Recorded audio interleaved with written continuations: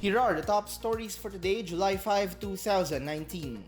The Filipino community in New York support the campaign of indigenous peoples leaders to expose the atrocities of the CPP-NPA. The AFP and the DSWD sign an agreement to hold peace efforts in communities affected by the communist threat. Malacanang says that Chinese fishermen in the Recto Bank incident will still be held accountable. And TNVS drivers and operators announce a transport holiday on Monday.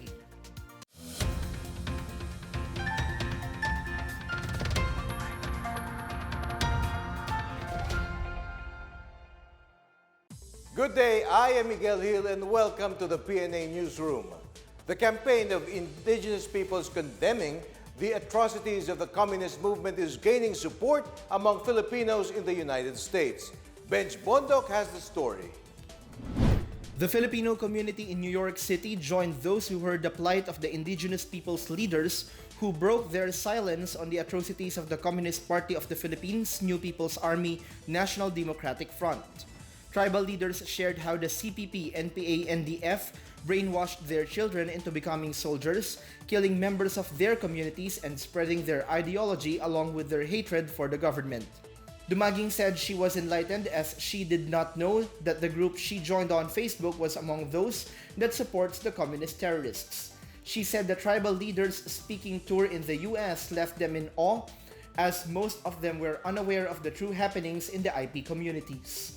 Other attendees who were also moved after hearing up close the IP leaders' challenges vowed to help rally the Filipino community in New York to listen to their stories.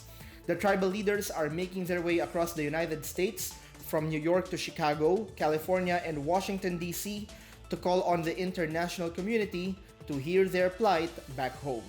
For the PNA Newsroom, I'm Benj Bondok. Meanwhile, Filipino-American students said the tribal leaders' visit in the U.S. served as an opportunity for them to learn more about the atrocities and human rights abuses committed by communist rebels against IP communities. According to some students present during the tribal leaders' visit in Fordham University in New York on Wednesday, hearing the stories on sufferings endured by tribal leaders was an eye-opener. They said it provides a different perspective as it comes from first-hand sources, something that the Filipino community has never heard about given the lack of media coverage of this type of issue. As a huge community in New York, Philam youth organizations said they should start engaging themselves on discussions about the plight of IP communities in the Philippines. They are also encouraged to take an active role in raising the discourse of the true stories in the tribal communities.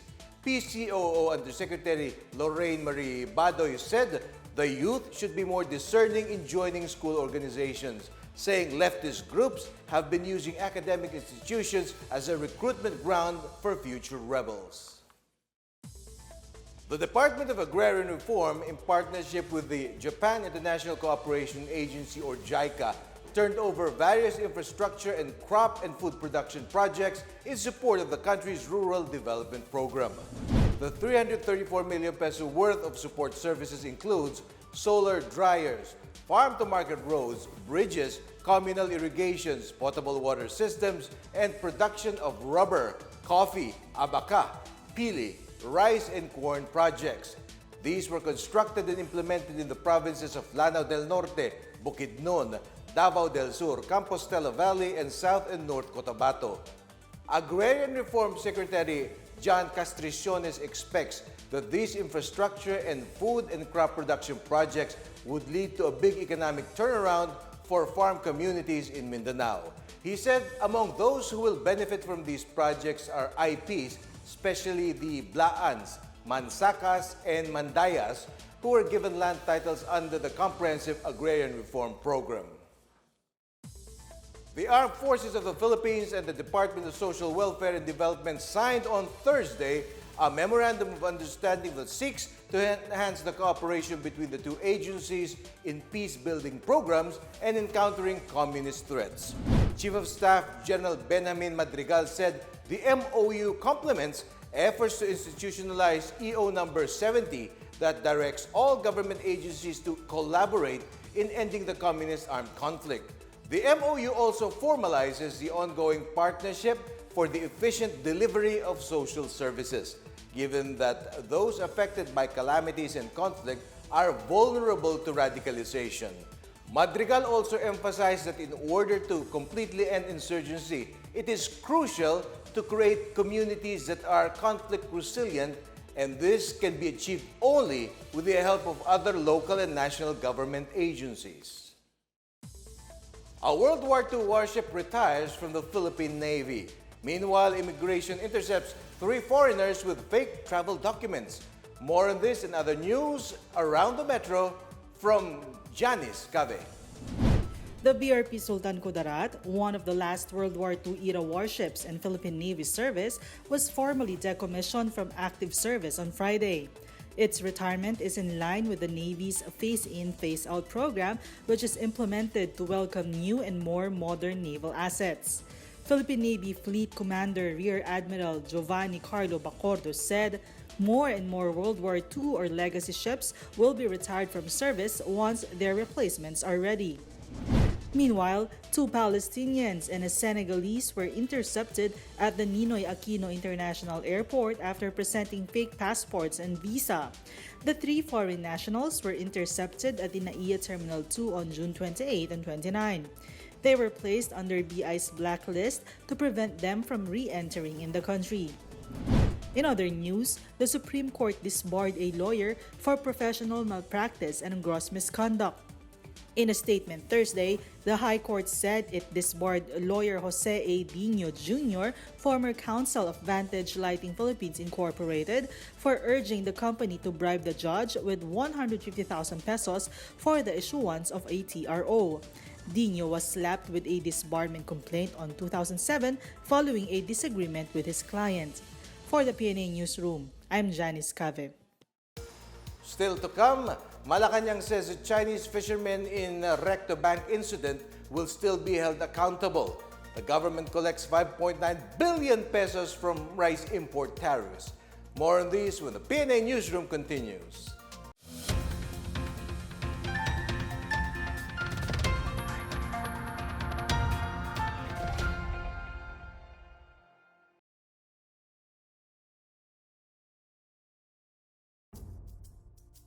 We are the indigenous peoples of the Philippines, and we are Filipinos. We dream of peace, prosperity, and unity for our future generation, standing with heads high along with our brother Filipinos. That is our expression, and that is how we wanted to be respected. Help peace reign in our land by telling the truth and breaking the silence. I left the Communist Party of the Philippines because of the purging where the NPA killed our comrades. I stand now breaking my silence and telling the truth because they continue killing our tribal leaders and my fellow indigenous peoples. They came to steal and destroy, and it is our obligation to stand for what is right and break our silence for what is the truth. We are here today earnestly asking all of you to listen to our call. Stop supporting the terrorist support organizations, especially based here in the United States. Stop believing in their lies and deceptions of the communist terrorists, because we are the real victims of the atrocities committed by the communist terrorists. For the longest time, we have been living in fear, in violence, and our leaders being killed. This was an opportunity for us here abroad to witness the desperation, the serious sense of desperation that they have come with, you know. I mean, they've been through this suffering for so long. Tonight, it's a totally different ball game. We heard from these people. They asked for support, not financially, but they said, stop putting finances or donating your finances to those group of so-called lumads na nag-represent doon sa kanila supposedly. And now they're saying their truth.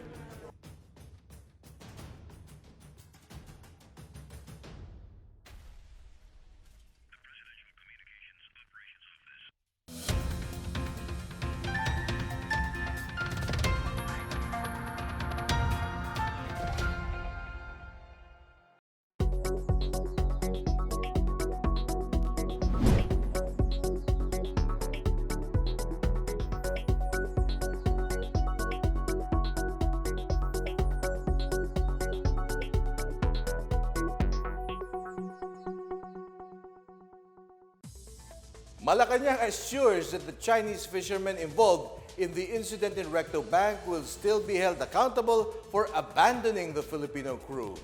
Presidential spokesperson Salvador Panelo said the Chinese fishermen are not yet absolved of fault as they must still explain why they left behind the Filipino fishermen. This despite the pronouncement of Foreign Affairs Secretary Teddy Locsin that the Filipinos were also at fault for not having lights or lookouts which could have helped prevent the collision. Panelo admits he has yet to see the Coast Guard report where Locsin based his statement and will wait for President Duterte's official statement on the report. Malacanang on Thursday said the Bureau of Fisheries and Aquatic Resources, or BIFAR, should validate the reported destruction of reef ecosystems in Panatag Shoal and Spratlys Islands due to China's reclamation and illegal fishing activities. Presidential spokesperson Salvador Panelo said BIFAR should conduct a study to validate the findings of the University of the Philippines Marine Science Institute, saying that Philippine losses of about 33.1 billion pesos every year due to the damaged coral reefs in the disputed area of the West Philippine Sea. Panelo said the Philippine government will undertake measures based on its own investigation. He said Malacanang will always be concerned if it affects the security of the state and the general welfare of the people. He added that the Philippine Coast Guard should also enforce the country's laws to prevent poaching activities within the country's exclusive economic zone. Catbalogan City boasts of its Digital Education Center for the Marginalized Sector, and Baguio City promotes traditional reading for kids. More on this from Benj Bondok. In Catbalogan City, the Department of Information and Communications Technology, or DICT, has launched the Technology for Education, Employment, Entrepreneurs, and Economic Development, or Tech4Ed, on Wednesday. The Tech4Ed allows access to digital opportunities for the marginalized sector, like the youth sector and persons with disabilities. The program enables them to get an education and gain employment. In Baguio City, the City Library launched its free reading tutorial for kids to promote traditional reading to engage them to read books instead of gadgets. Some 50 children ages 6 to 13 have registered and availed of the free reading tutorial for kids. The public library is located at Burnham Park. In Central Luzon, various stakeholders gathered in Clark Freeport, Pampanga for the second Philippine National Halal Conference. The conference is part of an effort to prepare Central Luzon as a Muslim-friendly tourism destination, particularly with the upcoming 30th Southeast Asian Games this year. For the PNA Newsroom, I'm Benj Bondok. Public Works and Highway Secretary Mark Villar announced today the opening of Metro Manila Skyway Stage 3 Plaza de la Ramp, which will connect NLEX and SLEX. According to Villar, the construction of Skyway Stage 3 is in full blast, and they are working 24/7 to deliver the infrastructure this July. Section 1 from Buendia Avenue in Makati City to Quirino Avenue in Nagtahan, Manila is now 83% complete, while Section 3 from Ramon Magsaysay Avenue to Balintawak is 81% complete. Other sections are also being fast-tracked to ensure the Skyway's main line from Buendia to Balintawak meets the target completion date by the first quarter of 2020. The Metro Manila Skyway Stage 3 is an 18.68-kilometer elevated expressway stretching over Metro Manila from Buendia, Makati City to Balintawak, Quezon City. The project, which will have 8 access ramps, are strategically located in Buendia Avenue, in South Superhighway, Makati, President Quirino Avenue in Malate, Manila, Plaza Dilao in Paco, Manila, Nagtahan Aurora Boulevard in Manila, E. Rodriguez Avenue in Quezon City, Quezon Avenue, Sergeant Rivera Street in Quezon City, and NLEX. The project aims to reduce travel time from Buendia, Makati City to Balintawak, Quezon City from the current 2 hours to just 15 to 20 minutes. The Department of Finance said the imposition of tariff on rice imports has so far generated 5.9 billion pesos. The Department of Finance says since Republic Act number 11203, or the Rice Liberalization Act, was implemented in March, the Port of Manila collected some 978.51 million pesos in tariffs, followed by the Manila International Container Port with 942.76 million. The Bureau of Customs collected the highest amount of rice import tariffs from the Subic Bay Port at 1.37 billion pesos. The government has so far collected 5.9 billion pesos in tariffs from some 1.43 million metric tons of imported rice stocks following the enactment of the Rice Liberalization Act. After a slight uptick in May, inflation has eased to 2.7% in June. The Philippine Statistics Authority reported today that the inflation rate eased last month, mainly due to the slower annual rate in prices of food and non-alcoholic beverages. The PSA also noted a decrease in rates for utilities such as water, electricity, and gas, as well as housing, furnishing, and maintenance. The latest reading was the lowest rate recorded since September 2017. It is also still within the 2 to 4% target range of the Bangko Sentral ng Pilipinas. Consumer price growth was pegged at 3.2% in May. The slower inflation in June is expected to give the BSP more room to resume policy easings. Up next, TNVS drivers and operators announce a transport holiday on Monday. Elderly artists in Baguio City show off their skills in a newly opened exhibit. The PNA Newsroom returns after these reminders.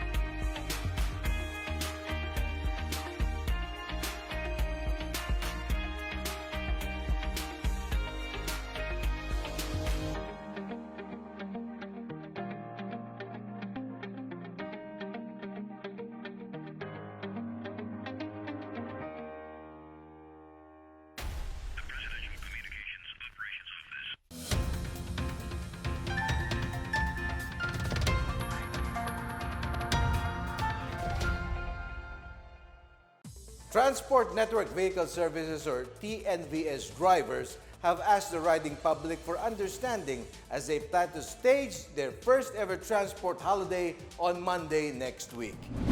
TNVS Hatchback Community Chair June De Leon announced that they will halt operations of Grab Philippines and other service providers for 12 hours until they go offline.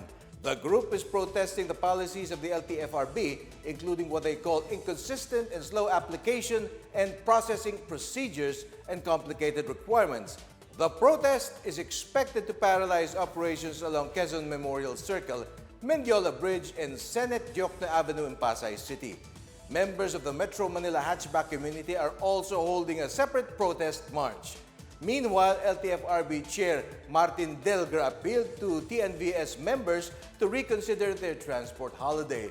Delgra urged them to hold a dialogue with stakeholders for their complaints to be heard. TESDA Secretary Isidro La Peña is inviting more people to avail of the Chuper Scholar program, which the agency launched in 2018. TESDA's Chuper Scholar program is in partnership with the Department of Transportation. It provides beneficiaries and their families with free skills training, skills assessment, and entrepreneurship training, and trainees are given 350 allowance per day.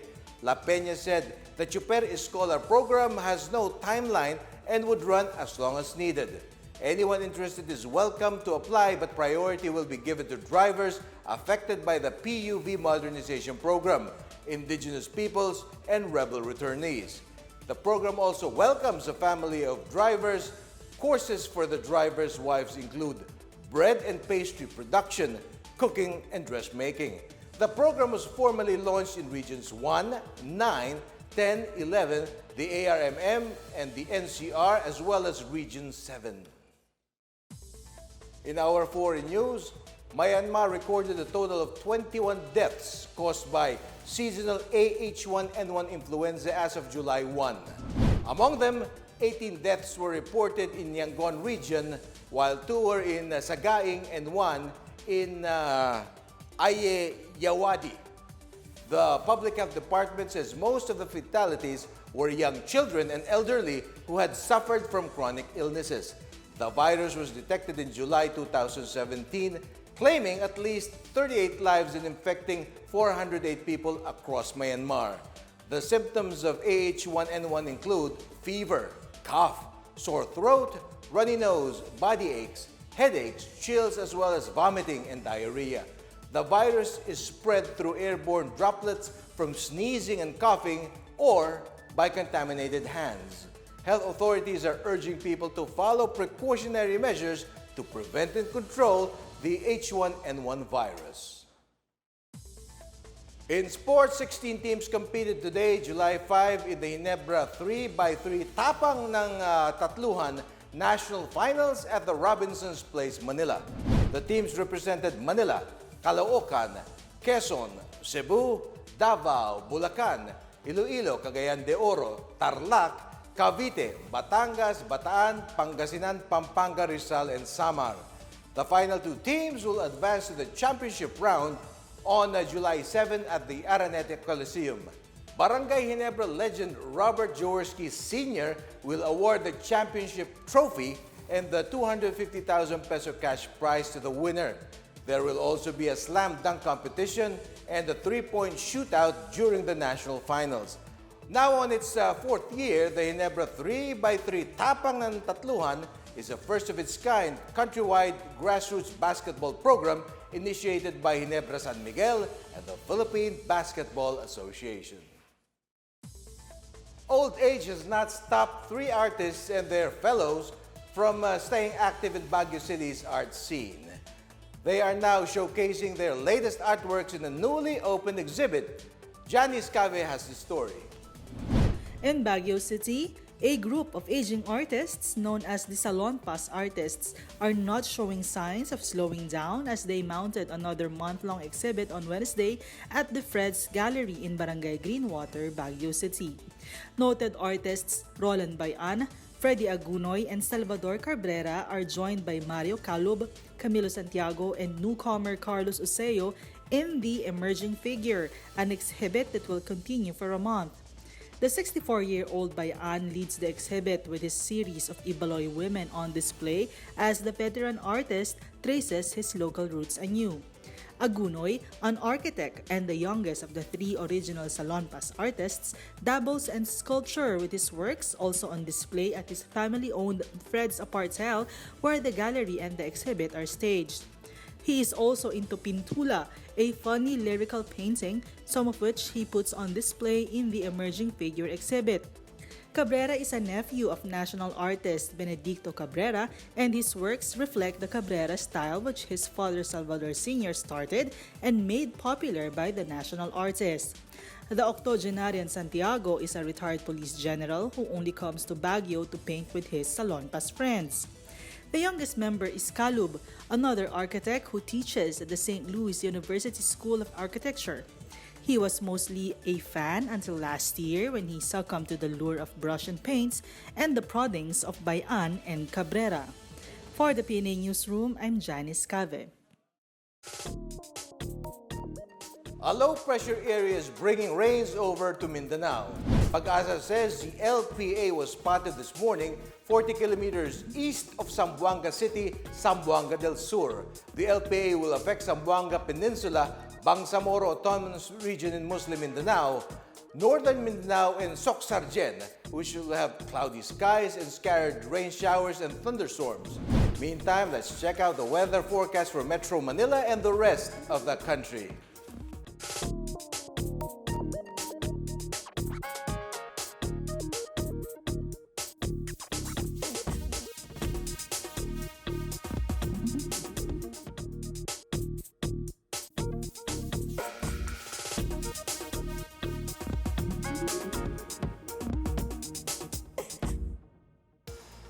Here's another look at the day's biggest stories. The Filipino community in New York support the campaign of indigenous peoples leaders to expose the atrocities of the CPP-NPA. The AFP and the DSWD sign an agreement to hold peace efforts in communities affected by the communist threat. Malacanang says that Chinese fishermen in the Recto Bank incident will still be held accountable. And TNVS drivers and operators announce a transport holiday on Monday. Thank you for watching another edition of the PNA Newsroom. To check out these and other stories, visit the PNA website or follow the Philippine News Agency on Facebook and Twitter. For more stories about the government and how it serves the Filipinos, look at these hashtags in all of our social media platforms and websites. And so we heard it from Pag-asa, another LPA is coming our way. So some good advice, bring your umbrellas and pray that somehow those rainwaters find their way in Angat Dam. And that's your daily dose of the latest news and information that you need to know from the PNA Newsroom. I'm Miguel Hill. Good day.